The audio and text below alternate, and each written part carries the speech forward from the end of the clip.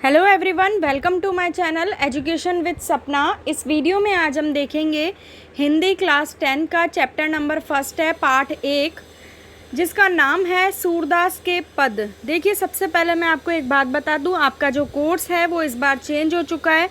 NCERT का जो course है वो आपके कोर्स में लागू हुआ है आरबीएसई बोर्ड में, तो आपका कोर्स बिल्कुल चेंज हो चुका है। इस बार आपकी न्यू बुक होगी, 2 बुक चलेंगी आपकी, उन्हीं में से ये एक बुक है क्षितिज नाम की, और चैप्टर जो फर्स्ट है वो रहेगा सूरदास के पद। तो आज हम इस चैप्टर में इसके क्वेश्चन आंसर्स देखेंगे। तो चलिए शुरू करते हैं इस वीडियो को लाइक करें, ज़्यादा से ज़्यादा शेयर करें, चैनल पे नए हैं तो सब्सक्राइब जरूर करें, और साथ ही में बेल आइकन को प्रेस करें, जिससे नेक्स्ट कोई भी वीडियो मैं अपलोड करूँ तो उसकी नोटिफिकेशन आप तक सबसे पहले पहुँच सके। देखिए, सबसे पहला प्रश्न है, गोपियों द्वारा उद्धव को भाग्यवान कहने में क्या व्यंग्य निहित है? तो इसका उत्तर हो जाएगा, गोपियों द्वारा उद्धव को भाग्यवान कहने में यह व्यंग्य निहित है कि उद्धव वास्तव में भाग्यवान ना होकर अति भाग्यहीन है। दूसरा प्रश्न, उद्धव के व्यवहार की तुलना किस किससे की गई है? तो इसका उत्तर हो जाएगा, गोपियों ने उद्धव के व्यवहार की तुलना निम्न उदाहरणों से की है। पहला उदाहरण है, गोपियों ने उद्धव के व्यवहार की तुलना कमल के पत्ते से की है, जो जल में रहते हुए भी उससे प्रभावित नहीं होता है। जो कमल का पत्ता होता है वो जल में रहते हुए भी उससे प्रभावित नहीं होता है। ये उदाहरण से गोपियों ने उद्धव के व्यवहार की तुलना की है। और दूसरा है उदाहरण, वह जल में रखे तेल के मटके के समान है, जिस पर जल की एक बूंद भी नहीं टिक पाती है। तीसरा प्रश्न है, गोपियों ने किन किन उदाहरणों के माध्यम से उद्धव को उलाहने दिए हैं?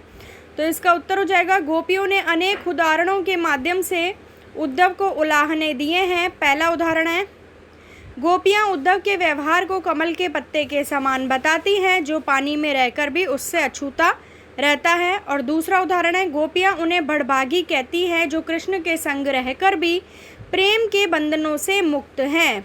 चौथा प्रश्न, उद्धव द्वारा दिए गए योग के संदेश ने गोपियों की विरह अग्नि में घी का काम कैसे किया?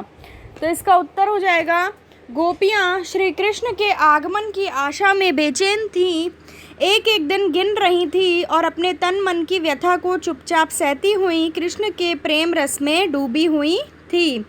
परंतु कृष्ण ने स्वयं न आकर योग का संदेश देने के लिए उद्धव को भेज दिया। विरह की अग्नि में जलती हुई गोपियों को जब उद्धव ने कृष्ण को भूल जाने और योग साधना करने का उपदेश देना प्रारंभ किया, तब गोपियों की जो विरह वेदना है, दुख की वेदना, और भी बढ़ गई। इस प्रकार उद्धव द्वारा दिए गए योग के संदेश ने गोपियों की विरह अग्नि में किसका काम किया? घी का काम किया। अगला 5वां प्रश्न, मर्यादा न लही के माध्यम से कौन सी मर्यादा न रहने की बात की जा रही है? यहाँ जो लिखा हुआ है मर्यादा न लही, इसका मतलब होता है मर्यादा न रही। ठीक है, इसका अर्थ है ये। तो इसका उत्तर हो जाएगा, मर्यादा न लही के माध्यम से प्रेम की मर्यादा न रहने की बात की जा रही है। कृष्ण के मथुरा चले जाने पर गोपियाँ उनके वियोग में जल रही थी। कृष्ण के आने पर ही उनकी विरह वेदना मिट सकती थी, परंतु कृष्ण ने स्वयं न आकर उद्धव को योग संदेश के साथ भेज दिया, जिसमें गोपियों को उनकी मर्यादा का त्याग करने पर आतुर कर दिया है। छठा प्रश्न, कृष्ण के प्रति अपने अनन्य प्रेम को गोपियों ने किस प्रकार अभिव्यक्त किया है? तो इसका उत्तर हो जाएगा, गोपियों ने कृष्ण के प्रति अपने प्रेम को विभिन्न प्रकार से दिखाया है।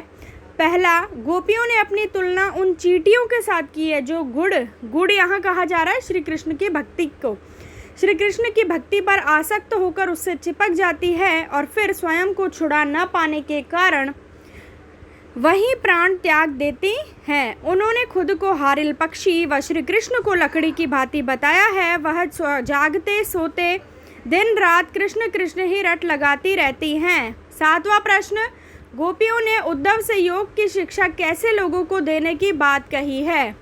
तो इसका उत्तर हो जाएगा, गोपियों ने उद्धव से योग की शिक्षा ऐसे लोगों को देने की बात कही है जिनका मन चंचल है, इधर उधर भटकता है। उद्धव अपने योग के संदेश में मन की एकाग्रता का उपदेश देता है, परंतु गोपियों का मन तो कृष्ण के अत्यंत प्रेम में पहले से ही एकाग्र है।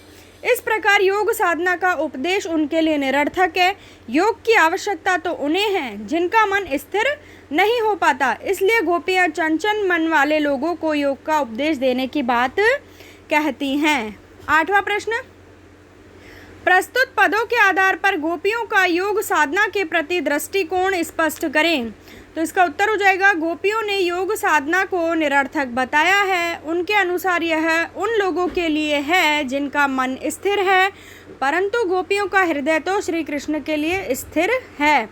यहाँ ऊपर देखिए, स्थिर की जगह अस्थिर कीजिएगा। जिनका मन अस्थिर है परंतु गोपियों का हृदय तो श्री कृष्ण के लिए स्थिर है, वे उनकी भक्ति में पूरी तरीके से समर्पित है। 9वां प्रश्न, गोपियों के अनुसार राजा का धर्म क्या होना चाहिए। तो इसका उत्तर हो जाएगा, गोपियों के अनुसार राजा का धर्म है कि प्रजा को ना सताए, वह प्रजा के सुखों का ख्याल रखे। 10वां प्रश्न, गोपियों को कृष्ण में ऐसे कौन से परिवर्तन दिखाई दिए जिनके कारण वे अपना मन वापस पा लेने की बात कहती हैं। तो इसका उत्तर हो जाएगा, गोपियों को लगता है कि कृष्ण ने अब राजनीति सीख ली है, उनकी बुद्धि पहले से भी अधिक चतुर हो गई है। पहले वह प्रेम का बदला प्रेम से चुकाते थे, परंतु अब प्रेम की मर्यादा भूलकर योग का संदेश देने लगे हैं। कृष्ण पहले दूसरों के कल्याण के लिए समर्पित रहते थे, परंतु अब अपना भला ही देख रहे हैं।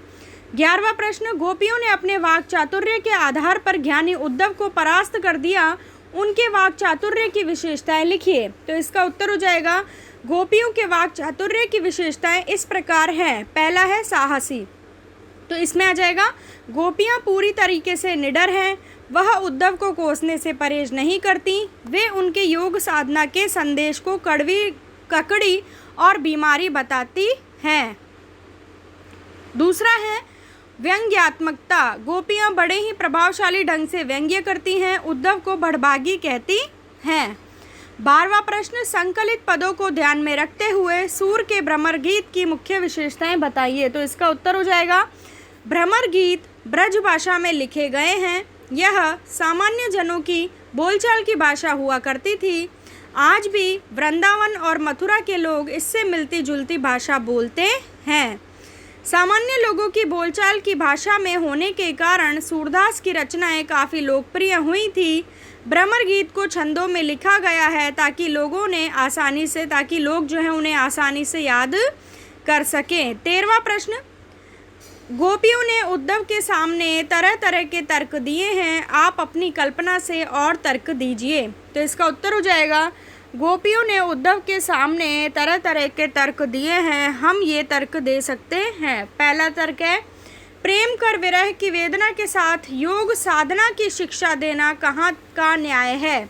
और दूसरा, अपनी बात पूरी न करने वाले कृष्ण एक धोखेबाज हैं। 14वां प्रश्न, उद्धव ज्ञानी थे, नीति की बातें जानते थे, गोपियों के पास ऐसी कौन सी शक्ति थी जो उनके वाक चातुर्य में मुखरित हो उठी।